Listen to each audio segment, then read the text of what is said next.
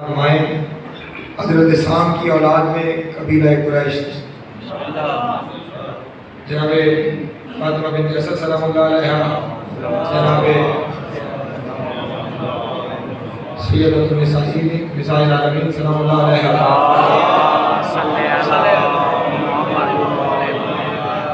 جناب فاطمہ بنت حسن سلام اللہ علیہا، فروہ بنت قاسم بن محمد سلام اللہ علیہ۔ یہ 5 ائمہ ہیں کہ جن کی مائیں قبیلہ قریش ہیں۔ پھر 3 ائمہ ہمارے وہ ہیں کہ جن کی پاکیزہ مائیں حضرت حام کی نسل سے قبیلہ بربر سے تعلق رکھتی ہیں۔ جناب حضرت امام موسیٰ کاظم علیہ السلام کی والدہ بی بی حمیدہ خاتون، حضرت امام محمد تقی کی والدہ جناب سمانہ خاتون سلام اللہ علیہ، حضرت امام علی نقی علیہ السلام کی والدہ جناب صدیقہ خاتون صلی اللہ علیہ وسلم۔ اور پھر ہمارے 3 امام وہ ہیں کہ جن کی مائیں کسرا کے خاندان سے آریائی نسل سے تعلق رکھتی ہیں کہ حضرت امام رضا علیہ السلام کی والدہ بی بی نجمہ خاتون سلام اللہ علیہ، حضرت امام زین العابدین علیہ السلام کی والدہ بی بی شہربانو سلام اللہ علیہ، اور حضرت امام حسن عسکری علیہ السلام کی والدہ بی بی حدیثہ خاتون سلام اللہ علیہ۔ کتنا عزتدار ہوگا وہ خاندان کہ جن کی ماؤں کا نام آنے پہ بندے درود پڑھنے پہ مجبور ہو۔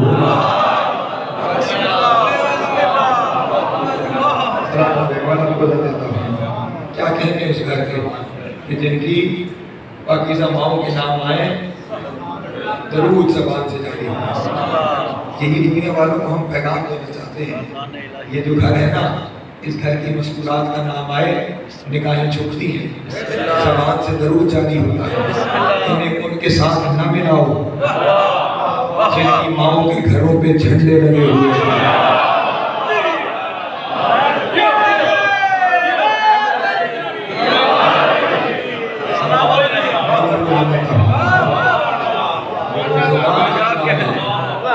جن کے گھروں کی مذکورات کے نام آئے درود پڑھنا پڑتا ہے۔ وہ ائمہ کی نص موجود ہے۔ ایک جگہ میں نے شاید آپ کے سامنے عرض کیا تھا، امام حسن علیہ السلام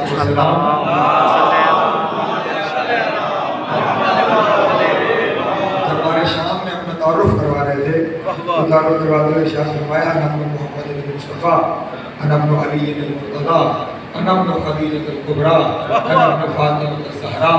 میں نے اٹھ کے کہا کہ آپ کا پہلا خاندان دیکھا ہے کہ جو باپ کے ساتھ اپنی ماں کے نام سے تعارف کرواتا ہے۔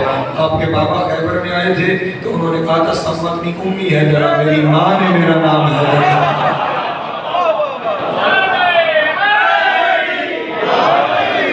آپ آئے ہیں اور آپ کہہ رہے ہیں کہ میں خدیجہ الکبریٰ سلام اللہ علیہ کا بیٹا، میں سیدہ فاطمہ زہرا سلام اللہ علیہ کا بیٹا۔ یہ اپنا تعارف آپ اپنے باپ کے ساتھ اپنی ماں کے نام سے کیوں کرواتے ہیں؟ تو اس وقت امام نے یہ تاریخ جملہ ارشاد فرمایا تھا کہ میری ماں زہرا سے لے کر ہماری ماں حوا تک یہ سارا سلسلہ اتنا پاک ہے، ان کا نام میدان میں بھی لے سکتے ہیں، منبر پہ بھی لے سکتے ہیں، مصلی پہ بھی لے سکتے ہیں۔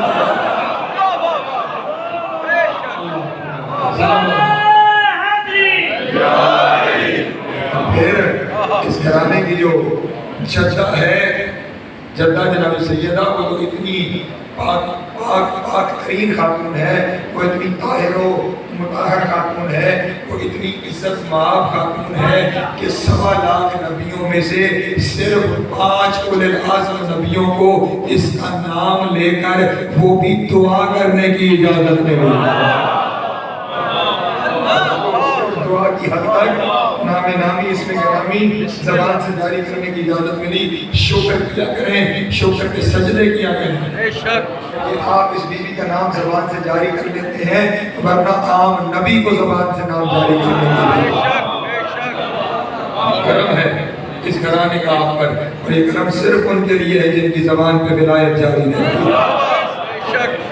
جن کی، بلکہ جملہ بدل کے کہوں آسان ہو جائے گا، جن کی زبانیں کلمہ ولایت سے ظاہر ہوتی ہیں وہ عصمت مآب کا نام ہے۔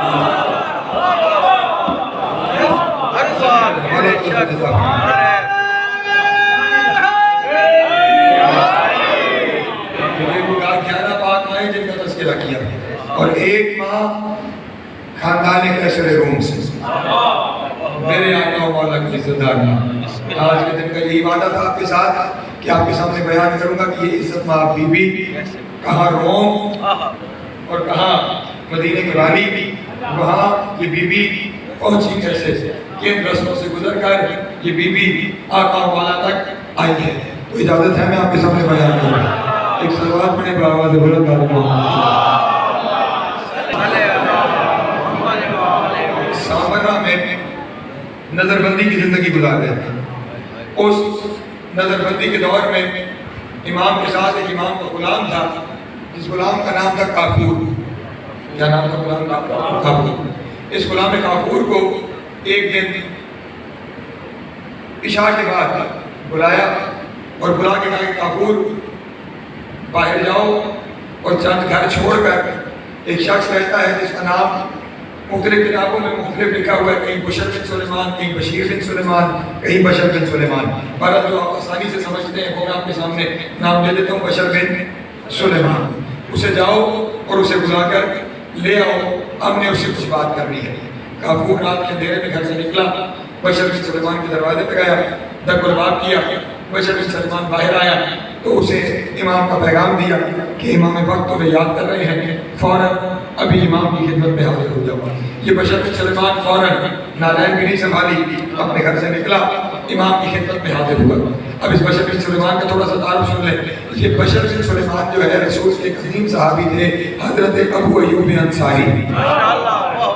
یہ بشر بن سلیمان حضرت ابو ایوب انصاری کی نسل سے تھے.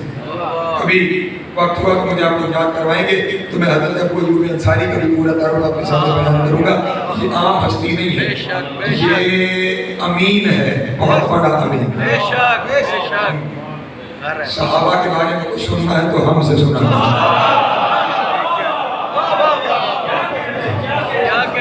ابھی وقت ہوا تو ان کے بارے میں آپ کے سامنے بیان کروں گا.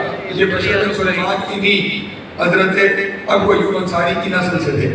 اور جب امام نے انہیں بلایا تو انہیں بلا کے کہا سنو، کیونکہ تم ابو ایوب انصاری کی نسل سے ہو، تمہارا خاندان ہماری ولایت کا متحمل خاندان ہے. تمہارا خاندان ہماری ولایت کا متحمل خاندان ہے. تم ہمیشہ ہمارے قابل اعتماد رہے ہو، ہمارے با اعتبار لوگ رہے ہو، ہمارے سزا لوگ رہے ہو.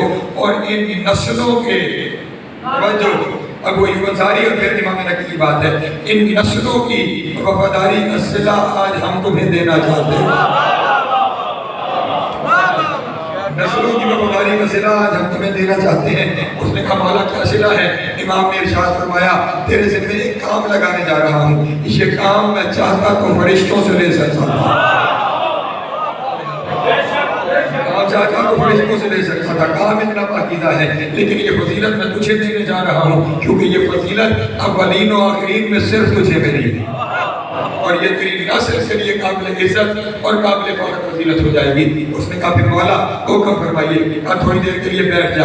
اب یہاں سے بشر بن سلیمان کا بیان شروع ہوتا ہے. وہ کہتا ہے میں بیٹھ گیا.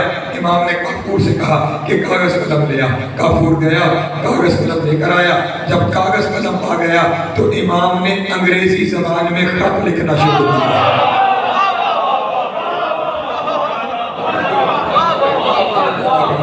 امام نے انگریزی زبان میں خط لکھنا شروع کیا. 2 تقریریں پہلے یا 3 تقریریں پہلے بتا چکا تھا امام زبانوں کا محتاج نہیں ہوتا، اور جو زبانوں کا محتاج ہو وہ امام نہیں ہوتا. انگریزی زبان میں خط تحریر فرمایا اور خط تحریر فرمانے کے بعد اپنی مہر اپنی انگوٹھی سے اس خط کے اوپر ثبت کی. اس کے بعد خط کو بند کیا. پھر کافور کو کہا کہ جاؤ میرے کمرے میں ایک تھیلی پڑی ہوئی ہے، ایک وہ لے آؤ. وہ لے کر آیا تو اس کے اندر بشر بن سلیمان کو بتایا اس کے اندر 220 درہم ہیں. 220 درہم. اب امام نے وہ تھیلی بھی بشر بن سلیمان کو دی، وہ خط بھی بشر بن سلیمان کے. توجہ میری جانب رکھیے گا، تسلسل کی گفتگو ہے نا، تسلسل صحیح دائیں بائیں جانے کا میرا ذہن بھی کر جائے گا، آپ کو بھی لطف نہیں آئے گا، یہ بچے بھی بے مزہ ہو جائیں گے. تھیلی بھی حوالے کر دی، خط بھی حوالے کر دیا اور اس کے بعد کہا کہ بغداد چلے جاؤ. جب تم بغداد پہنچو گے تو وہاں تم دیکھو گے کہ دریائے دجلہ کے کنارے میں کچھ کشتیاں آ کر لنگر انداز ہوں گی، ان کشتیوں میں پردہ فروش ہوں گے کہ جو کچھ قیدی کنیزیں اور غلام لے کر آئیں گے وہ دجلہ کے کنارے ان کنیزوں اور غلاموں کو لوگوں کے درمیان فروخت کرتے رہیں گے، اور بغداد کے لوگ بھی اور دور دور سے آئے ہوئے لوگ بھی اپنی اپنی حسب ضرورت غلام اور کنیزیں خریدتے رہیں گے۔ تم بھی وہاں پر کھڑے ہونا اور اس سارے خرید و فروخت کے منظر کو دیکھتے رہنا۔ بہت ساری کشتیاں ہوں گی، ساری کشتیوں میں سے پریشان تو نہیں ہو رہا، ساری کشتیوں میں سے لوگ غلام کنیزیں بکتے رہیں گے، آخر میں ایک کشتی رہ جائے گی، اس کشتی میں سے بھی غلام اور کنیزیں بکتے رہیں گے، لیکن اس کشتی میں ایک بیوی ایسی ہوگی جو کئی چادروں میں لپٹی ہوئی ہوگی، ایک بیوی ایسی ہوگی جو کئی چادروں میں لپٹی ہوئی ہوگی، اور وہ بیوی ایسی ہوگی کہ کسی کی جو بھی کنیز غلام دیکھنے آ رہا تھا خریدنے کے لیے، وہ بیچنے والے کو کہتا تھا اس کا چہرہ دکھاؤ، اور اس کے بعد وہ قیمت ادا کر کے اس کنیز یا غلام کو لے جاتا تھا۔ امام نے ارشاد فرمایا لیکن وہ جو مستور ہوگی اس کا اتنا روب و جلال ہوگا کہ کسی کی جرأت نہیں ہو سکے گی کہ کوئی کہے کہ یہ اپنا چہرہ دکھائے، کسی کی جرأت نہیں ہو پائے گی کہ کوئی کہے کہ یہ اپنا چہرہ دکھائے، اور کسی کی جرأت نہیں ہو سکے گی کہ وہ اس کے قریب آئے۔ سب کنیزیں اور غلام فروخت ہو جائیں گے، لیکن وہ اپنی جگہ پہ قائم رہے گی۔ آخر میں ایک شخص آئے گا جو آ کر یہ کہے گا کہ میں اس مستور کو 300 سونے کے درہم کے بدلے خریدنا چاہتا ہوں۔ جب 300 سونے کے درہم وہ بندہ قیمت لگائے گا، اس وقت پہلی دفعہ وہ بیوی اپنی زبان سے بولے گی، اور وہ بول کر کہے گی تو 300 سونے کے درہم کی بات کرتا ہے، تو ملک سلیمان لے آ، وہ بھی میری ٹھوکروں میں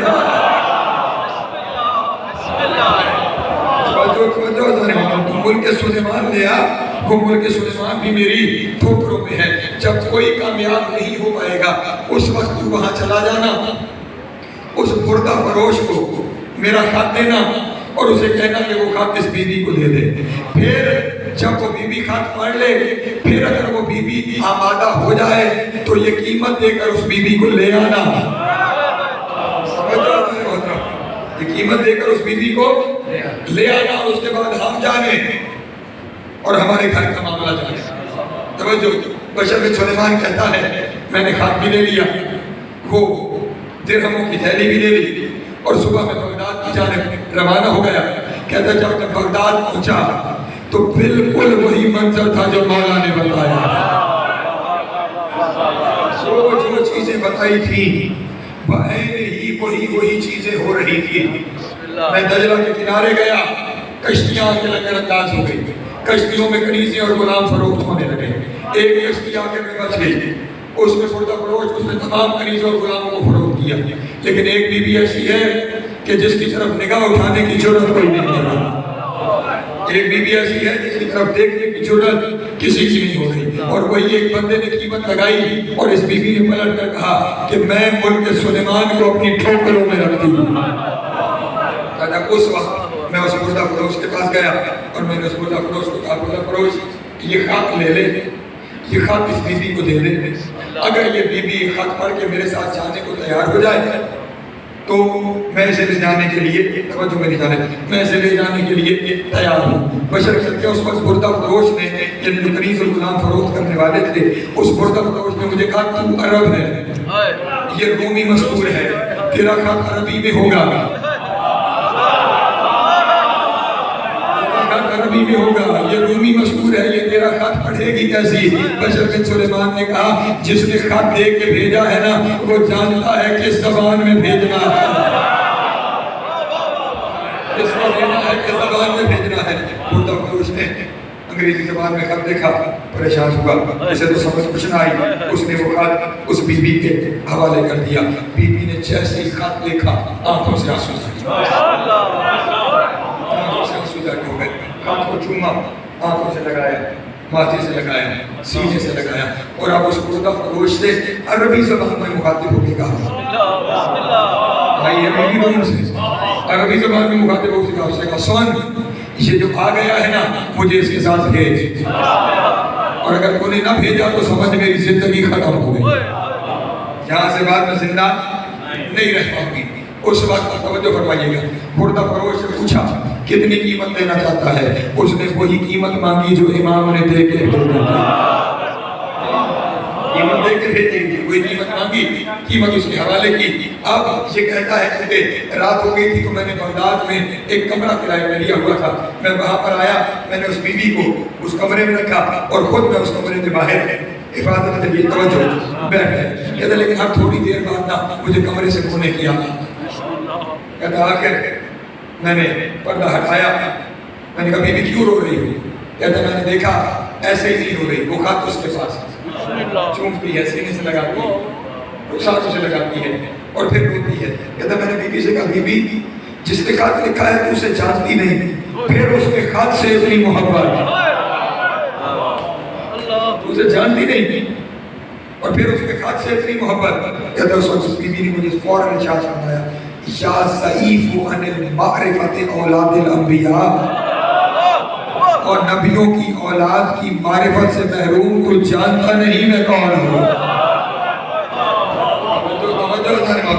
تو جانتا نہیں میں کون ہوں۔ کہتا ہے اس وقت میں نے بیوی سے کہا بیوی پھر ارشاد فرمائیے آپ کون ہیں اور کہاں سے آئی ہیں؟ کہتا ہے اس وقت اس بیوی نے مجھے کہا سن، مجھے نہ کنیز سمجھنا نہ مجھے عام مستور سمجھنا، میں قیصر روم کی پوتی ہوں، روم کے بادشاہ قیصر کی پوتی ہوں۔ کہتا ہے میرے جسم سے لرزہ طاری ہو گیا، میں نے کہا اگر آپ قیصر روم کی پوتی ہیں تو قیصر روم کی پوتی کہاں، کنیز کہاں، یہاں تک کیسے آ گئی؟ کہتا اس وقت اس بیوی نے بیان کرنا شروع کیا، اجازت ہے میں پڑھوں آپ کے ساتھ؟ کہتا بیوی نے بیان کرنا شروع کیا کہ میں روم کی مقیم قیصر روم یشوع ان کی پوتی ہوں۔ جب میری عمر 13 سال کی ہوئی تو میرے دادا نے یہ چاہا کہ وہ میری شادی اپنے پوتے یعنی میرے چچا کے بیٹے کے ساتھ کر دیں۔ شادی طے ہو گئی، محل کے اندر کئی ہزار مہمانوں کو بلایا گیا، علماء نصارہ کو بلایا گیا جن کے پاس انجیلیں موجود تھیں۔ جس لڑکے کے ساتھ میرا نکاح طے پایا تھا اس کے لیے ایک تخت بنایا گیا جو 40 پایوں پر کھڑا کیا گیا، 40 ستونوں پر، اور وہ ستون سونے کے بنوائے گئے۔ اس تخت کے اندر ہیرے موتی اور جواہرات کو لگایا گیا ہے۔ توجہ حضرت محترم، جس دلہے کے لیے اتنی تیاری ہے اس بیوی کا کیا مقام، کس طرح کی مسئول ہوگی۔ تخت سجایا گیا، اس تخت پر اس لڑکے کو بٹھایا گیا کہ جس نے میرا نکاح طے پایا تھا۔ کہتا نکاح پڑھنے کے لیے جیسے ہی علماء نصارہ نے انجیلوں کو کھولا اور انہوں نے چاہا کہ وہ انجیل پڑھیں، شکایت میرے دادا کے محل میں زلزلہ آیا، وہ تخت زمین پہ گرا، وہ لڑکا بھی زمین بوس ہو گیا، گرا وہ لڑکا بھی زمین بوس ہو گیا۔ کہتے ہیں فوراً علماء نصارہ نے یشوع سے کہا جو قیصر روم تھا کہ یہ لڑکا منحوس ہے، یہ لڑکا منحوس ہے، اس لیے اس کی شادی تیری پوتی کے ساتھ ہم نہیں کر سکتے۔ میں انہیں کہوں گا علماء نصارہ یہ اس لڑکے کی نحوست کی وجہ سے نہیں ہے، یہ کسی کی برکت کی وجہ سے، یہ اس کی نحوست نہیں ہے کہ کسی کی برکت ہے۔ انہوں نے لڑکا بدلا، ایک اور جوان کو بلایا گیا، اس جوان کے ساتھ بھی یہی ہوئی۔ جیسے ہی نکاح کی تقریب شروع ہونے کو تھی زلزلہ آیا، تخت زمین بوس، لڑکا پریشانی پھیل گئی محل میں۔ آپ پریشان تو نہیں ہیں محل میں، میرے بچوں کے لیے یہ بات پہچانے، پریشانی پھیل گئی محل میں، ہر ایک مایوس ہے۔ خود اتنی بڑی سلطنت کا بادشاہ اور مالک یشوع بالکل مایوس بیٹھا ہے کہ یہ ہو کیا رہا ہے، یہ کتنا برا شگون ہے، یہ ہو کیا رہا ہے۔ توجہ ذرا، بیوی کہتی ہے میں بھی پریشان ہو گئی، اور جب میں اپنے حجرے میں آئی اور میں اپنے بستر استراحت پر آرام کرنے لگی، وہ کہتی ہے میں نے یکایک دیکھا کہ میرے حجرہ استراحت میں ایک نور کی ہماری اتری۔ توجہ توجہ توجہ ذرا محترم، میرے حجرہ استراحت میں ایک نور کی ہماری اتری اور اس نور کی ہماری سے حضرت عیسیٰ ظاہر ہوئے۔ نبی اللہ حضرت عیسیٰ ظاہر ہوئے، اور حضرت عیسیٰ اکیلے نہیں، حضرت عیسیٰ کے ساتھ ان کے جانشین جو ان کے آخری جانشین تھے، حضرت شمعون وہ بھی ظاہر ہوئے۔ حضرت عیسیٰ بھی اور حضرت یہ حضرت شمعون کیوں ظاہر ہوئے، اس کی بھی ایک وجہ ہے۔ یہ حضرت شمعون اس لیے آئے کہ یہ جو بی بی ہے نا یہ شہزادی یہ بدحال کی طرف سے کیسر روم کی اولاد ہے اور ان کی ماں حضرت شمون وسیع عیسیٰ کی اولاد ہے. اس بیوی کی والدہ حضرت شمون وسیع عیسیٰ کی اولاد میں سے. یہ دونوں ہستیاں آئیں اور ایک تاخت نصب کیا گیا اور اس تاخت پر یہ دونوں تشریف فرما ہو گئے. کہتے پھر شتایا ایک ہلچل سی مچی تھی اور ان دونوں نے بھی تاخت چھوڑا اور انہوں نے مل کے کچھ تیاری کرنا شروع کی اور ایک نور کا ممبر نصب کیا گیا. کہتا جب نور کا ممبر نصب ہو گیا تو پھر ایک نور کی عماری نکلی. اس نور کی عماری سے ایک بزرگ نکلے جن کے ساتھ 11 جوان تھے. 11 جوان تھے جن کے ساتھ 11 جوان تھے. بی بی کے لفظ تو یہ ہے وہ کہتے جب وہ اترے نا مجھے ایسے لگا جیسے آسمان اپنے 11 برجوں کے ساتھ آسمان اپنے 11 برجوں کے ساتھ میرے گھر میں اتر آیا. کہتا ان کے اترنے کی دیر تھی کہ عیسیٰ اور شمون آگے بڑھے اور انہوں نے آگے بڑھ کے ان سب آنے والوں کی قدم بوسی کی. انہوں نے آگے بڑھ کے ان سب آنے والوں کی قدم بوسی کی جن کی قدم بوسی عیسیٰ جیسا نبی کرے. قدم بوسی کی. کہتا اس وقت جناب عیسیٰ میری جانب مخاطب ہوئے اور مجھے مخاطب ہو کے کہا بیٹھی کیوں ہو؟ فوراً اپنی جگہ سے اٹھو تعظیم کرو نبیوں کے نبی محمد آ گئے. نبی محمد مصطفیٰ تشریف میں آئے ہیں. کہتی ہے میں نے بھی تعظیم بجا لائی. اس وقت وہ کہتی ہے جن کا تعارف کروایا گیا کہ یہ محمد ہے. انہوں نے حضرت عیسیٰ سے کہا سنو عیسیٰ ہم اپنے بیٹے عسکری کے لیے تمہارے وسیع شمون کی بیٹی کا رشتہ چاہتے ہیں.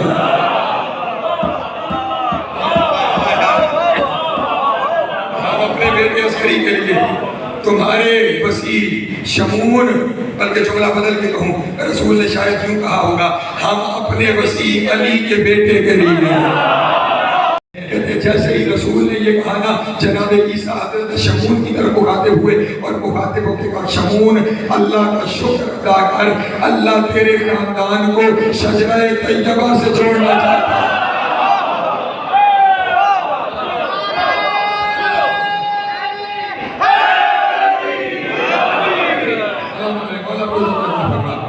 اللہ تیرے خاندان کو شجرہ طیبہ سے جوڑنا چاہ رہا ہے. شجرہ طیبہ سے جوڑنا چاہ رہا ہے. شجرہ طیبہ سے جوڑنا چاہ رہا ہے. کہتے ہیں جیسے ہی جناب عیسیٰ نے حضرت شمون سے کہا نا کہ تجھ پہ کرم ہو رہا ہے اللہ تیرے خاندان کو شجرہ طیبہ سے جوڑنے جا رہا ہے. اس وقت شمون نے سجدہ شکر ادا کیا اور سجدہ شکر ادا کر کے کہا نبی اللہ چھوڑ اللہ کا نبی کہہ رہا ہے مجھے وہ بات قبول ہے مجھے وہ بات قبول ہے. کہتے ہیں ادھر سے شمون نے اس رشتے کو قبول کیا ادھر سے امام عسکری کے وکیل رسول خدا بنے.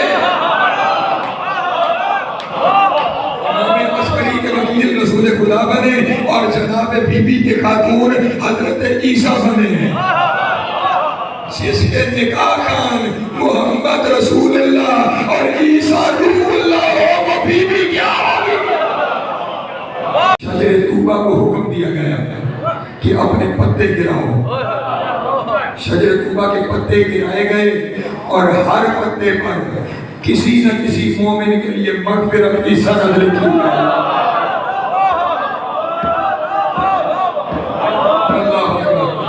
جن کے نکاح پر مغفرت بانٹی جائے گھرانے کا کیا کہنا ہوگا. نکاح ہو گیا یہ ہستیاں واپس تشریف لے گئے. اب یہ بیوی کہتی ہیں ہر روز میرے دل میں اس گھرانے کی محبت بڑھتی جا رہی ہے. یہی بھی توجہ فرمائیے کہ کل جو میں نے تم نے کہا تھا بی کہتی ہے محبت اتنی بڑھی کہ اس کے گھر کے سامنے مجھے کیسر روم کا محل خاک لگنے لگا. ان کے مقام کے سامنے مجھے کیسر روم کا محل خاک دکھائی دینے لگا اور اب میں اس انتظار میں تھی کہ کب میں اپنی منزل مخصوص پر پہنچوں کب وہاں پہنچوں جن کے لیے مجھے بنایا گیا جن کے لیے مجھے خلق کیا گیا ہے. کہتا وقت گزرتا رہا میری طرف میں اضافہ ہوتا رہا. اس طرف میں اضافے کو سمجھیے گا میری طرف میں اضافہ ہوتا رہا. کہ بیوی کہتی ہے جب میری طرف میرے بس سے باہر ہو گئی نا اس نے میں نے دیکھا میرے حجرے میں جناب مریم تشریف،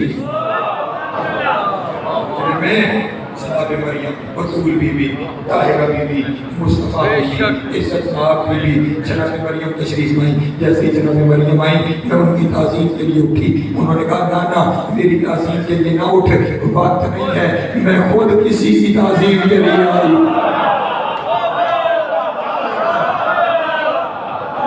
خود کسی بیوی کی تعظیم کے لیے آئی ہوں۔ کہتا ابھی وہ کہہ ہی رہی تھی کہ پھر ایک نور کی ہماری اتری اور اس نور کی ہماری سے محمد کی بیٹی باہر آئی، مصطفیٰ کی بیٹی باہر آئی۔ کہتا ہے اب جناب مریم نے قدم بوسی کی اور مجھے کہا تم بھی قدم بوسی کرو، یہ وہ ہے جس کی وجہ سے میں مریم ہوں۔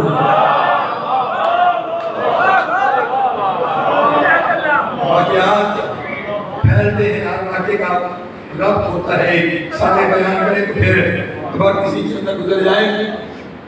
جب جناب مریم تھی نا بیت المقدس میں، تو ایک دن جناب زکریا گئے اور جناب مریم سجدے میں، جناب زکریا کے آنے کی وجہ سے سجدے سے اٹھی، فوراً کہنے لگی نبی اللہ آج خدا نے مجھے کچھ عزتدار بیویوں کے نام گنوائے،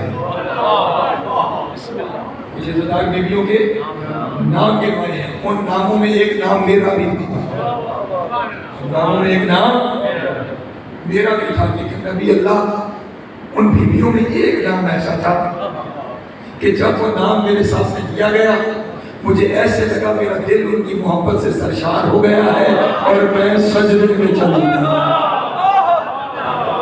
محبت سے سرشار ہو گیا اور میں سجدے میں چلی گئی۔ کہتی اس وقت جناب زکریا نے مجھے کہا کہ یہ وہ بی بی ہے کہ جس کا نام لینے کی اجازت بھی ہمیں ہے، اور تو شکر کر کہ تجھے اس کا نام بتایا گیا، اور اس سے بڑا شکر کر کہ تیرے دل میں اس کی محبت اتر آئی۔ یہ وہ عزتدار اور بی بی ہے۔ جب یہ اب جناب مریم نے مجھے تعارف کرواتے ہوئے کہا یہی تیری ماں ہے، یہی تیری ماں ہے، وہ جس کے ساتھ تیری نسبت رہ پا گئی ہے نا، یہ اس کی عزتدار ماں ہے، اس کی عزتدار ماں ہے۔ کہتے اس وقت میں نے بی بی سے کہا بی بی آپ نے جو اپنے شہزادے کے ساتھ میری نسبت طے کر دی ہے اور میں ابھی تک یہاں بیٹھی ہوئی ہوں، میں نے اپنی منزل تک جانا ہے، میں نے وہاں تک پہنچنا ہے۔ کہتے اس وقت شہزادی نے ارشاد فرمایا میں اس لیے آئی ہوں تاکہ تجھے اپنے جج کا دین تعلیم کروں، اس محل میں تو سارا ہے نا سارے، میں تجھے اپنے جج کا دین تعلیم کروں۔ کہتا اس کے بعد جناب سیدہ نے مجھے رسول اللہ کی ساری شریعت کی تعلیم دی، اور جب مجھے ساری تعلیم مل گئی سیدہ نے مجھے سینے سے لگایا، سینے سے لگایا اور سینے سے لگانے کے کہا آج کے بعد وہ جس سے تیری نسبت طے ہو گئی ہے نا وہ ہر روز مجھ سے ملنے آئے گی، نکاح ہو چکا ہے، نبی اللہ نکاح کر چکے ہیں، وہ ہر روز مجھے ملنے آئے گا۔ بی بی فرماتی ہے اس کے بعد ہر روز امام عسکری مجھ سے ملاقات کرنے کے لیے تشریف لاتے رہے، اور اب جہاں پہ سمجھیے گا کیا مقام ہے امامت ہے۔ کہتی ہے ایک دن امام نے مجھے کہا سن اگر ہمارے تک پہنچنا ہے تو پھر آگ کے دریا سے گزرنا، یہ کوئی روحانی ملاقاتیں ہیں جو جاری ہیں، لیکن جسمانی طور پر اگر ہم تک آنا ہے تو پھر آگ کے دریا سے گزرنا ہے۔ اور میں نے پوچھا ارشاد فرمائیے کیا کرنا ہوگا؟ میں ہر قربانی دینے کے لیے تیار ہوں۔ اس وقت کہتی ہے امام نے یہ ارشاد فرمایا کہ کل تمہارا دادا ایک لشکر مسلمانوں سے لڑنے کے لیے روانہ کرے گا، تم اس لشکر کی کنیزوں میں کنیز بن کے شامل ہو جانا، جو شہزادی شہزادی شہزادی تم اس لشکر میں کنیز بن کر شامل ہو جانا، اور جب وہ لشکر مسلمانوں سے لڑے گا تو وہ شکست کھا جائے گا اور تمہیں قیدی بنا کر کنیزیں بنا دیا جائے گا، اور تمہیں فروخت کرنے کے لیے دجلہ لے آیا جائے گا۔ دجلہ تک پہنچ گئی پریشان نہ ہونا، ہمارا نمائندہ آ جائے گا۔ میں قیدیوں میں چلی گئی، میں دجلہ کے کنارے پہنچ گئی، دجلہ کے کنارے لوگ خرید و فروخت ہوتے رہے، میں انتظار میں بیٹھی رہی، اور پھر تو ان کا نمائندہ بن کے آ گیا، نمائندہ بن کے آ گیا۔ جیسے یہ اس نے سنا نا فوراً ہاتھوں کو جوڑ کے کہنے لگا بی بی پھر گستاخی معاف کیجیے گا، گستاخی معاف کیجیے گا، مجھے پتہ نہیں تھا، ورنہ میری جرأت ہی نہیں کہ میں پردہ ہٹا کر عصمت مآب سے بات کروں، عصمت مآب سے بات کروں۔ بی بی میری گستاخی کو معاف کیجیے گا۔ بی بی کو لے کر سامرا پہنچا۔ امام نقی پریشان تو نہیں ہو گیا، امام نقی علیہ السلام کی خدمت میں حاضر کیا گیا، لیکن اب تمام معاشرتی چیزوں کو پورا کرتے ہوئے امام نے ارشاد فرمایا، سنو، ملیکہ نام ہے اسد، بی بی ملیکہ، پہلی بات تو یہ ہے کہ اس نے تمہیں کنیز بنا کے فروخت کیا تھا، جب کہ تم کنیز نہیں شہزادی ہو، ٹھیک، اس لیے خود کو کنیز نہ سمجھو، تم شہزادی ہو۔ ہمارے گھروں میں شرفاء کی بیٹیوں کو کنیز نہیں بنایا جاتا، اور اب پھر تمہارے پاس دو رستے ہیں۔ پہلا رستہ یہ کہ وطن واپس جانا چاہو تو ہم تمہیں وطن واپس بھیجنے کے لیے تیار ہیں، دنیاوی معاملات پورے ہو گئے، اور اگر یہاں پہ رہنا چاہو تو تم جانتی ہی ہو یہاں پہ رہنے کی وجہ کیا ہے، یہاں پہ رہنے کی وجہ کیا ہے۔ اس وقت بھی فرماتی ہے، میں نے قدم بوسی کی اور میں نے کہا، آقا مولا آپ ہر ایک بات سے بہتر واقف ہیں، کیسے ممکن ہے کوئی اپنے وارث کو چھوڑ کے چلا جائے، اپنے وارث کو چھوڑ کے چلا جائے۔ فرماتے ہیں اس وقت پھر بی بی امام کے ساتھ رہنے لگی، بس توجہ فرمائیے گا، امام کے ساتھ بی بی رہنے لگی، وقت گزرتا چلا گیا۔ سن 255 ہجری، اچھا اس دوران جب بی بی آئی تھی تو امام نقی علیہ السلام کا دور تھا، پھر امام علیہ السلام کی شہادت ہو گئی اور دور امامت امام حسن عسکری علیہ السلام شروع ہوئے۔ سن 255 ہجری 14 شعبان افطار کا وقت، جو میرے محترم دوست میں اپنے نتیجوں کو پہنچ رہا ہوں، سن 255 ہجری 14 شعبان افطار کا وقت۔ افطار کیسی آپ ایک امکان تھوڑی، اہل بیت کے گھر میں 13، 14 اور 15 رجب، 13، 14 اور 15 شعبان کے روزے رکھے جاتے ہیں، اور نیمہ رجب کے روزے اور یہ نیمہ شعبان کے روزے، اور انہی روزوں کے دوران ہمارے یہاں ایک اعتکاف قائم ہے، اور عام طور پر اعتکاف لوگ بیٹھتے ہیں رمضان میں، ٹھیک، اعتکاف اور رمضان کا آپس میں کوئی تعلق نہیں، تعلق ہے اعتکاف اور روزے کا، اس کا اعتکاف اور سال کے کسی بھی حصے میں 3 دن روزہ رکھ کے اللہ کے گھر میں مقیم ہو جانے کا نام اعتکاف ہے۔ پیغام پہنچ جائے میرے دوستوں، سال کے کسی بھی حصے میں 3 دن روزہ رکھ کر اللہ کے گھر میں مقیم ہو جانے کا نام اعتکاف ہے، اور کائنات کا سب سے افضل اعتکاف ہے 13، 14 اور 15 رجب کا اعتکاف، جو علی کی ماں نے کعبے میں کیا تھا۔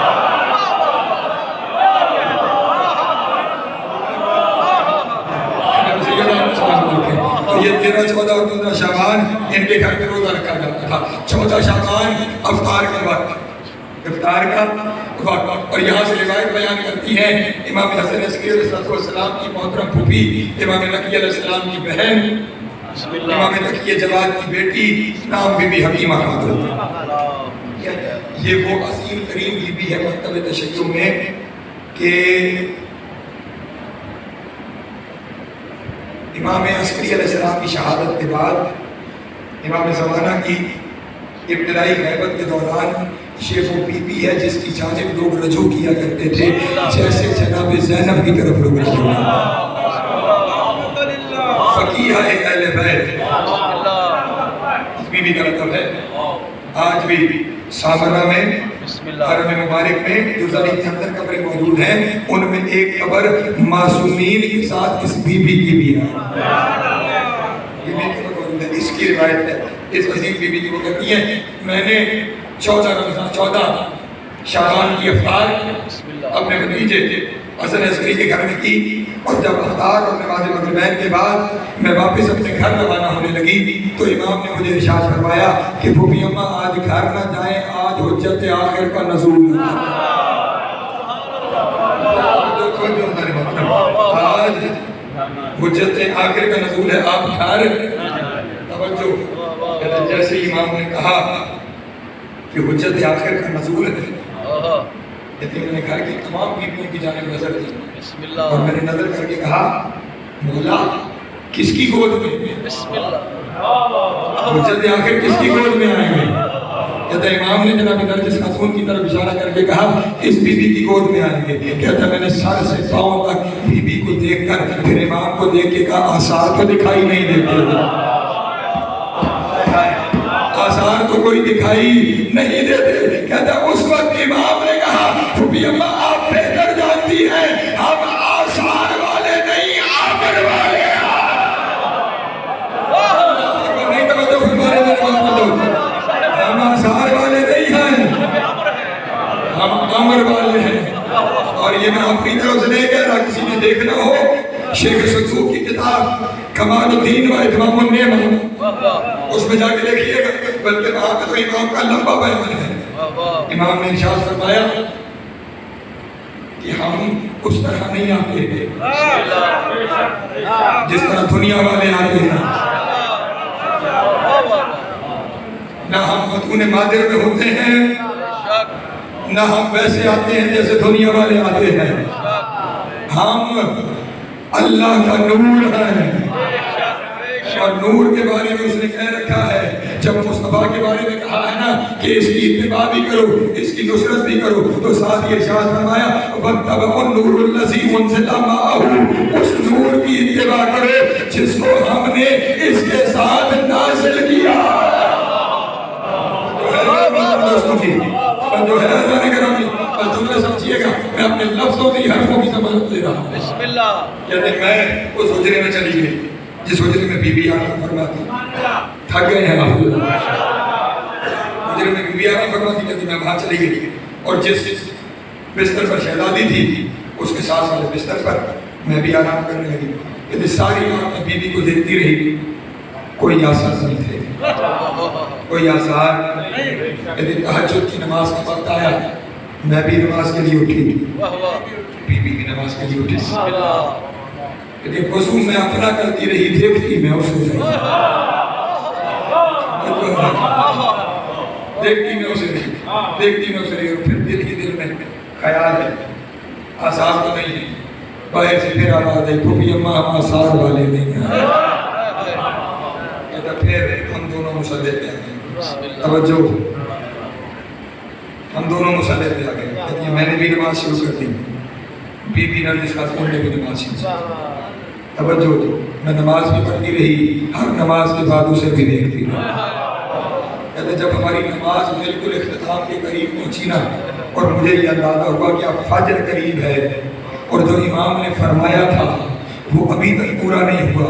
کہتا میں نے دل میں سوچا, باہر سے امام نے پکار کے کہا پھوپھی اماں جلدی نہ کرو. یہ لفظ خدا کی قسم کوئی کتابت کی پکڑی نہیں, لفظ روایت آپ کے سامنے پڑھ رہا ہوں. پھوپھی اماں جلدی نہ کرو, پھوپھی اماں جلدی نہ کرو. کہ ابھی چند لمحے ہی گزرے تھے کہ باہر سے آواز آئی پھوپھی اماں انا انزلنا پڑھنا شروع کرو, قرآن آ رہا.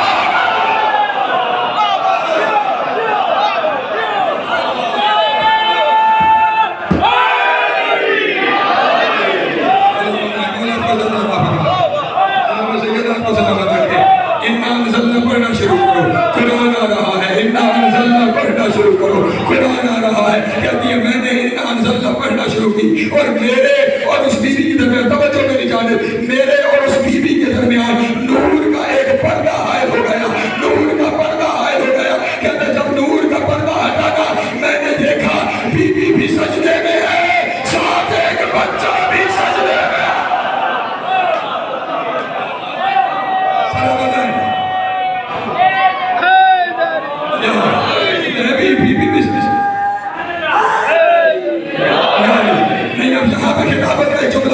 بی بی بھی سجدے میں, بچہ بھی سجدے میں. جملہ یہ کہنا چاہتا ہوں کہ جب سجدے میں گئے تو دو تھے, جب اٹھے تو تین تھے.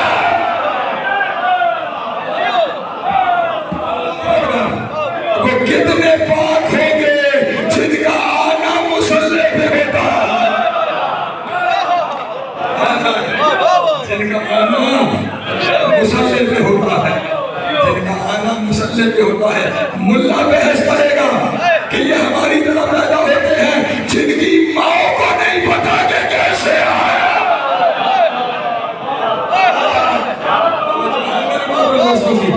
یہ راز الہی ہے. کہ راز کردگار ہے۔ توجہ اگلے جملے پہ کئی چہرے کھیل جائیں گے اور آپ سب پہ مجھے اعتماد ہے کہ سارے ہی چہرے کھیلیں گے۔ کہتے جب میں بچے کے قریب گئی نا، جو بچہ سجدے میں، اس کے دائیں کندھے پر لکھا ہوا تھا جاء الحق وزهق الباطل ان الباطل کان زہوقا، حق آ گیا ہے باطل مٹ گیا۔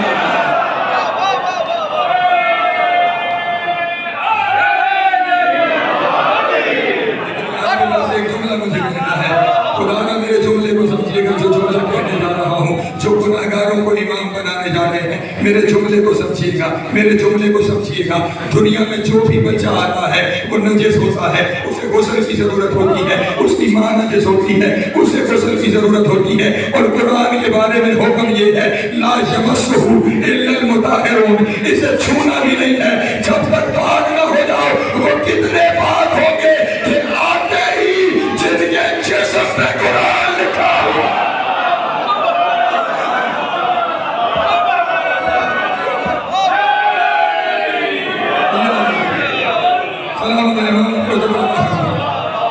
جن کے جسم اطہر پر قرآن لکھا ہوا ہے، بلکہ جملہ بدل کے کہوں قرآن پر قرآن لکھا ہوا ہے، قرآن پر قرآن لکھا ہوا ہے۔ اور ابھی جس جملے کے بارے میں نے کہا تھا نا چہرے کھل جائیں گے، اور مجھے ہر ایک پہ اعتماد ہے کہ ہر ایک کا چہرہ کھل جائے گا۔ وہ کہتا ہے اس بچے نے سر سجدے سے اٹھایا، دو سانو پر بیٹھا، وَأَوْمَا بِيَدِهِ الْجُمْلَةَ إِلَى السَّمَاءِ، اس نے اپنا دایاں ہاتھ اور ہاتھ کی مشت شہادت آسمان کی طرف اٹھائی اور اس نے کہنا شروع کیا اشہد ان لا الہ الا اللہ وحدہ لا شریک لہ واشہد ان محمدا عبدہ ورسولہ واشہد ان علیٰ امیر المومنین۔ ضمانت ہے، ایک لفظ کی ضمانت ہے، چاہو تو یہی دکھانے کے لیے تیار ہوں، شہید دکھانے کے لیے تیار ہوں۔ اور اگلا جملہ کہوں، اگر خوش ہو گئے تو اور خوش ہو جاؤ۔ کتاب کے جملے یہ ہیں کہ 12واں صرف علی کی ولایت کے اعلان پہ نہیں رکا، اس کے بعد فرمایا الحسن والحسین، اللہ اکبر، اور گواہی دیتے دیتے اپنی ساتھ تک آیا اور اپنی بھی گواہی دی۔ اور اطاعت امام کرنے والوں، تمہارے امام کا پہلا درس 14 کی گواہی ہے۔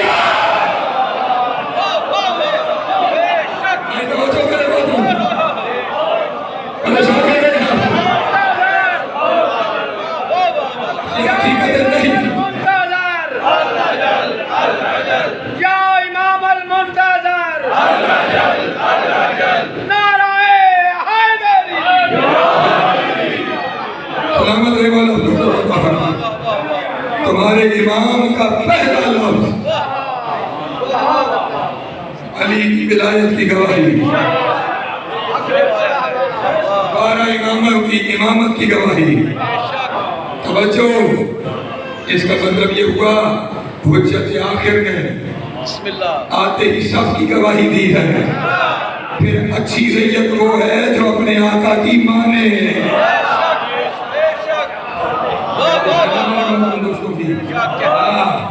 یہ علی کی ولایت اگر اس دین کا جزو واجب نہ ہوتی تو 12واں کبھی بھی آتے ہی علی کی ولایت کی گواہی نہ دیتا۔ 12ویں نے گواہی دی ہے، اس لیے یہ ہمارے دین کی بنیاد ہے، ہمارے ایمان کا اظہار اور اقرار ہے۔ اظہار ایمان کا نام ہے علی ولی اللہ، اطاعت امام عصر کا نام ہے علی ولی اللہ۔ جس نے علی کو چھوڑ دیا 12واں اسے چھوڑ دیا، جس کا علی سے تعلق نہیں اس کا 12ویں سے تعلق نہیں۔ ہاں، میں نے ایک دعا پہلے سلسلے میں آپ کے سامنے ذکر کی ہے، وہ دعا کے جو امام نے فرمایا جب کم جائے گردن پہ ہو کو سوچ کرو، دعا امام سے نصرت کی ہے، لیکن امام سے نصرت مانگنے سے پہلے کہا جاتا ہے یا محمد و یا علی ہو، یا علی ہو یا محمد۔ اس کا مطلب بارہواں چاہتا ہے کہ میری یاد کے دوران بھی علی نہ بھولنے پائے،